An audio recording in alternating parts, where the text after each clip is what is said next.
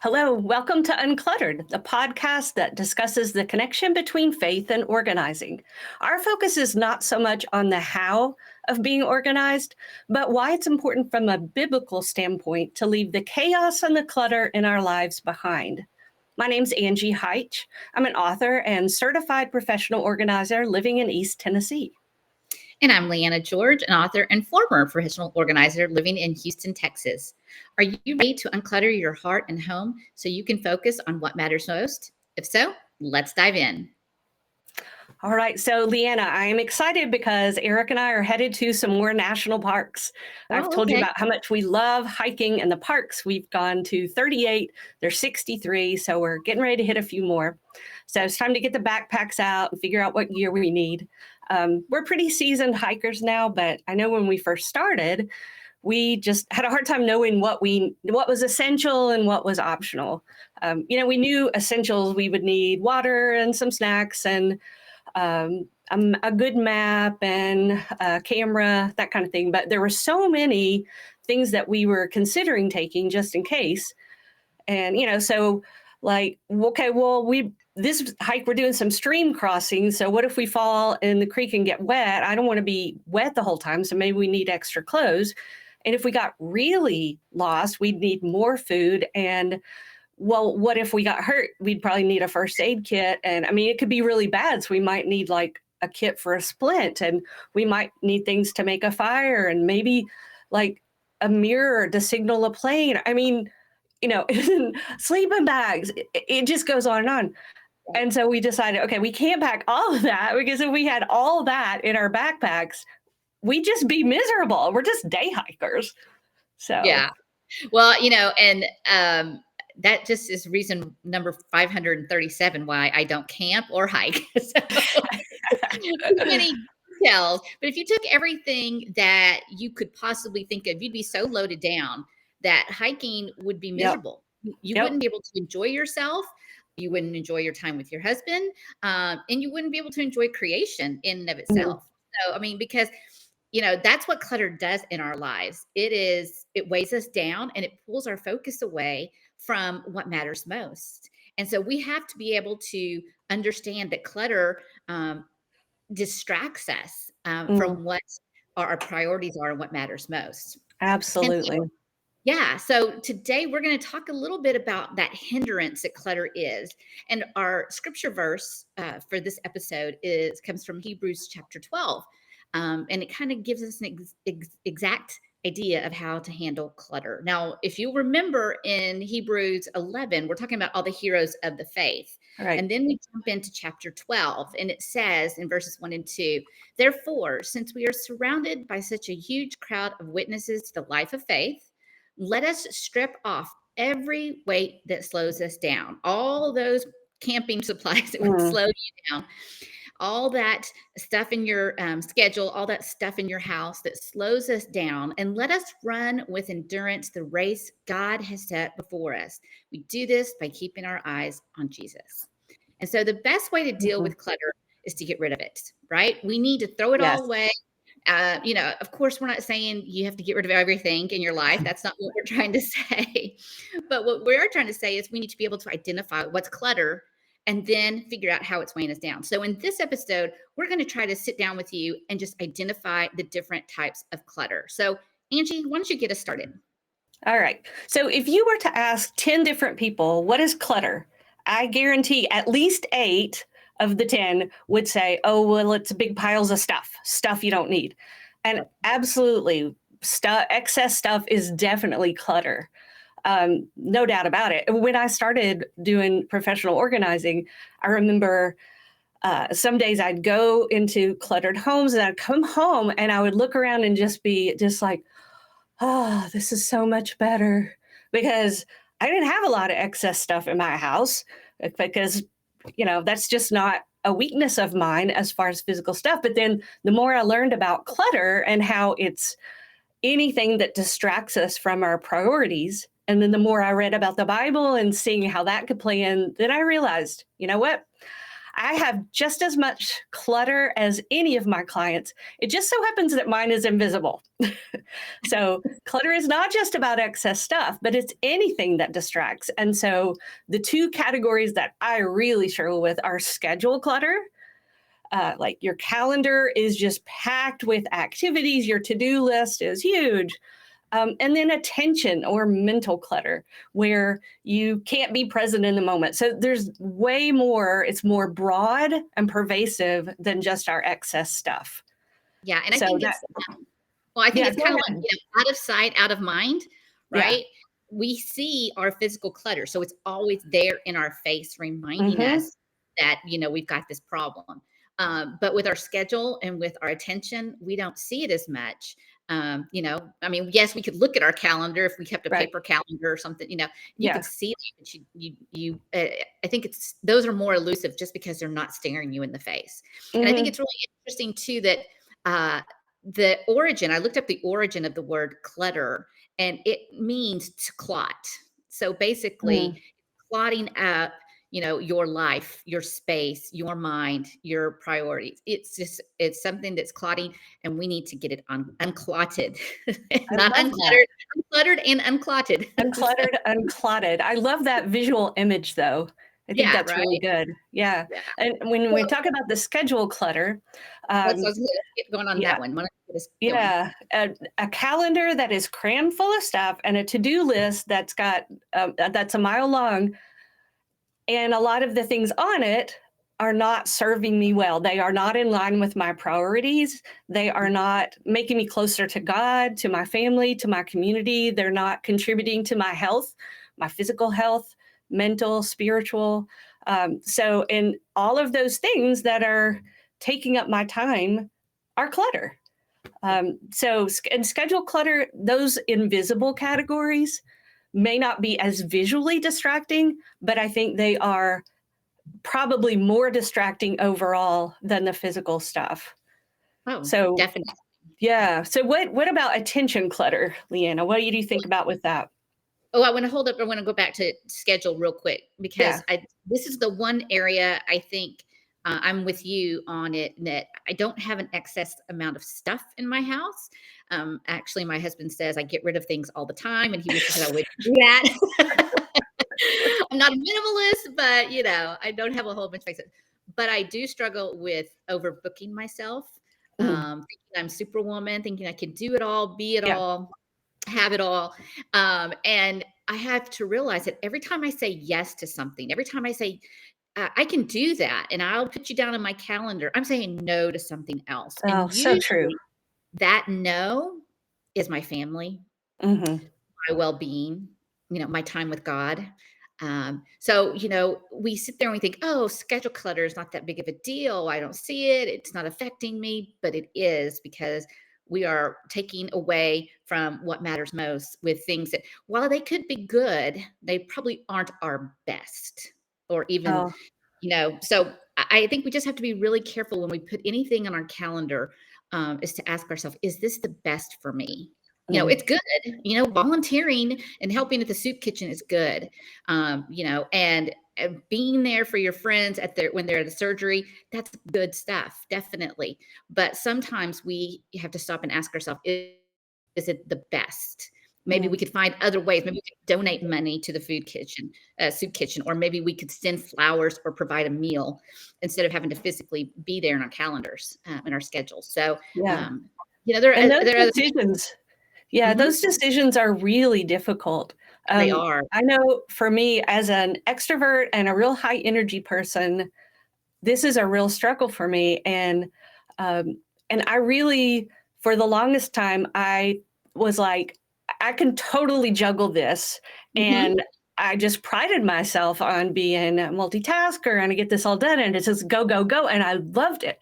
And I thought that I was thriving, and I was exhausted, and I was not giving my family what they needed. And also, I think I kind of filled up my time so that I didn't have time to really reflect on what was important. Like, I would say the right answers if you asked me what my priorities were, but if you looked at how I spent my time, they didn't match up at all. No. So. And eventually, like you said, we're juggling all these different plates. and eventually they come crashing down. They Mm-hmm. do. Yeah. Burn out. Something's got to give. Yeah. Absolutely. And so you've got to be able, just like you look at that stuff in your pantry or your drawer, or, wherever it is you may have clutter in your physical space, you need to be looking at your calendar and going, where am I cluttering up my time with my time? Because it's we only have so much time. No one's given guaranteed tomorrow, and we have to make the most of what we have. So Yep. definitely schedule is an issue, and we're going to give you some more ideas on how to help you tame that clutter. But let's talk about Absolutely. attention. Let's talk about that, because it's particularly harmful as well, because when our minds are full of clutter, we can't pay attention to the people and activities around us. If we're too busy ruminating over our to-do list or scrolling through social media, we're going to miss out what's going on in the present, in the right now. We'll be there physically, but mentally we're 2 weeks out. We're 2 hours away. And the danger with this type of clutter is that not only do we miss out on what we gain from interaction, but we can damage the relationships we have with those who mean the most to us, our loved ones. That is so true. And I don't know if you could say I'm a terrible example or a really good example, but I have had years of my life where I was so hooked to my phone, social media, email, whatever, that my husband and my girls and my extended family practically begging me to put it down. And I tried some little half-hearted efforts, but in the end, it took really drastic measures. And I really regret that I didn't put a stop to it sooner. It can be very damaging. And so it's a serious problem. And I know that a lot of people would probably say, oh, yeah, I know exactly what she's talking about because so-and-so is constant, those teenagers, those whatever. But I challenge you to take a look at yourself, because it's all ages and demographics and genders, and it's a common problem. And it may not be your phone. It may be something else, but whether the clutter is physical, schedule, or attention, it's all taking us away from what's important. Right. I mean, how many times have I tried to sit down and have my quiet time with God? And, and I'm sitting there, and then all of a sudden it's like, oh, I need to go to the grocery store. Oh, I need to call this person. Oh, yeah. Or that, and then, I'm not listening to God. I'm not even talking to him anymore because my attention has drifted elsewhere. So we have to be very careful that we do that. So if we realize that clutter in whatever form it takes is damaging because it draws us away from what matters most, then we need to make sure we know how to identify it. And that's what I mentioned a little bit earlier. So how do you know if something is clutter? And so there are a few questions that Angie and I have come up with that you can ask yourself whether or not, and of course we'll have these in the show notes so you don't have to hurry. If you're driving and listening to this, do not take your hands off to write these down. Do not worry. We will have them for you. But the first one is physical clutter. And there are a few questions that you need to ask about the things that you have, which is one of the most important ones is, do I love it? Kind of like the Marie Kondo. Does it spark joy, right? Basically, do I love it? Am I going to use it? And if you can't answer both those questions with an enthusiastic yes, then it might be clutter and you should consider letting it go. And you need to ask yourself that before you even bring it into your house. Oh, yes. When you're in the store, because I remember when I would take my girls shopping and they would try on outfits and then they would like, what do you think, Mom? Can we buy it? Can we buy it? And I was like, well, do you love it? And they're like, yeah, it's okay. And I'm like, no. Do you love it? Because I knew that if they didn't love it, that they were not going to wear it. They would only pick out the things, they would only wear the things they truly love. That's what we do, right? So ask yourself, I'm trying to get better about that as well. When I look in my closet, sometimes I'm like, what was I thinking? Right? Exactly. Crazy. So we have to ask these things not only when we're at the spaces that we're at, but even beforehand. Then another question to ask is, when is the last time I used it? Okay. In the organizing world, we say 6 months to a year, right? So if you haven't used it in 5-10 years, odds are you probably aren't going to use it. Probably Yep. odds are the technology is outdated. You can't find the cord for it anyway. Probably it's just not going to serve you. There's a better version of it somewhere. So if you haven't used it in a while, and that is not a set. I think it's important to remember that's not a set number. I think every individual needs to have their own set number within reason, right? Because if everybody goes, "Oh, 5 years," so we're going to be in trouble. Years. Yeah, don't worry about it. I'm good.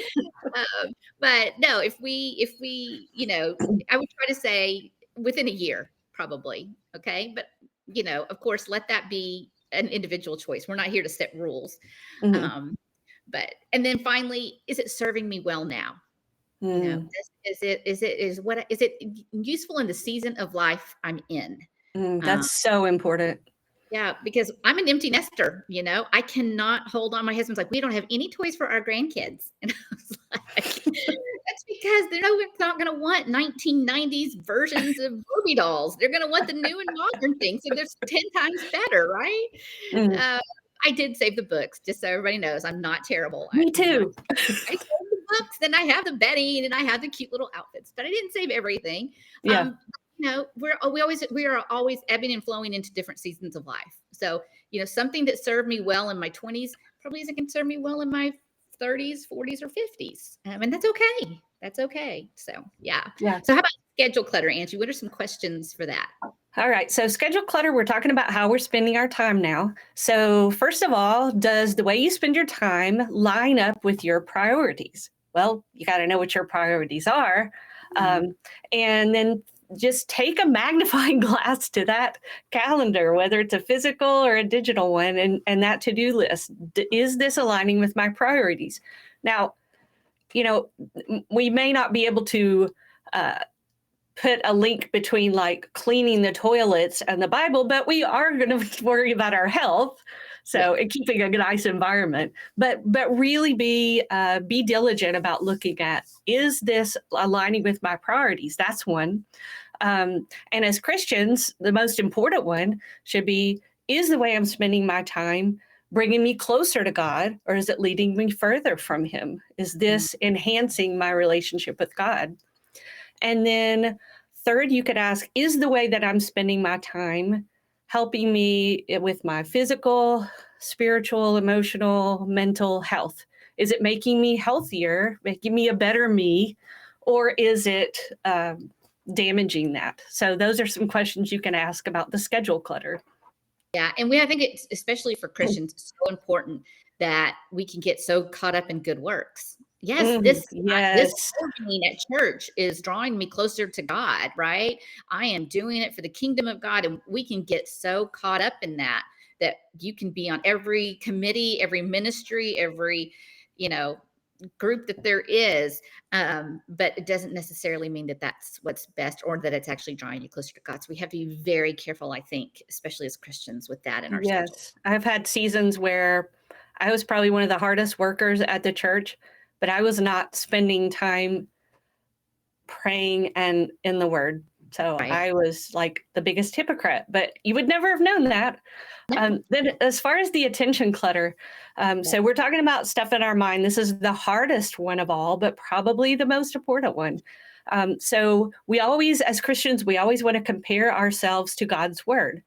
And so does what I'm thinking align with God's word? And a good verse to remember for this is Philippians 4:8. Fix your thoughts on what is true, honorable, right, pure, lovely, admirable. Think about things that are excellent and worthy of praise. So is what is spinning around in your mind right now, would that line up with that? Another question you could ask, let's talk about what we're allowing to come into our minds, what we're listening to, what we're watching. Are those contributing to my well-being, that physical, emotional, mental, spiritual health? Do these things bring me closer to God, the things I'm thinking about, closer to God, my family, my friends, and community? Are they pulling me further away? So those are a few questions for each of the categories of clutter. So Liana, why don't you do just a little review and tell them about our resource we've got for this week? All right. Well, I guess we said earlier today, our clutter gets in the way of what's important. It pulls our focus away from what we want to do. And it's anything that distracts us from our priorities. And in order to be able to get rid of that clutter, to unclutter, however you want to talk about it, you have to identify and know what it is that you're dealing with first. And so we talked about 3 different kinds of clutter. We talked about physical, we talked about schedule, and we talked about attention. And so you can't start getting uncluttered until you realize what kind of clutter you have. Maybe you have all 3. I mean, I've been guilty of having all 3 before. You know, I think no one's perfect, right? So don't beat yourself up. Don't, there's no judgment here whatsoever. Just know that, you're not alone, that there are other people with these same issues, and we're all just trying to do the best we can. So we have a full list of questions, like I said earlier, on the resource in the show notes that you can print out and keep handy so you can easily identify if clutter is taking over the different aspects of your life. Excellent. So so that, and you'll find the show notes on our website, which is uncluttered.faith. You can also find those on our YouTube channel. So that is it for episode 5, Clutter 101. Awesome. So we're so glad to have you. Thanks for joining us. We'd love to hear from you. Send us some questions. Tell us about your uncluttering victories and about your challenges. Yes, definitely. Yeah, we'd love to connect with you. Yeah, we want to cheer you on and support you however we can. And also, if you would like to leave a review, it helps others find our podcast as well. And so, if you're enjoying this, spread the love by telling a friend or leaving a review, and let us know how we're doing, because it really does help so much. So until next time, remember, an uncluttered life is an abundant life.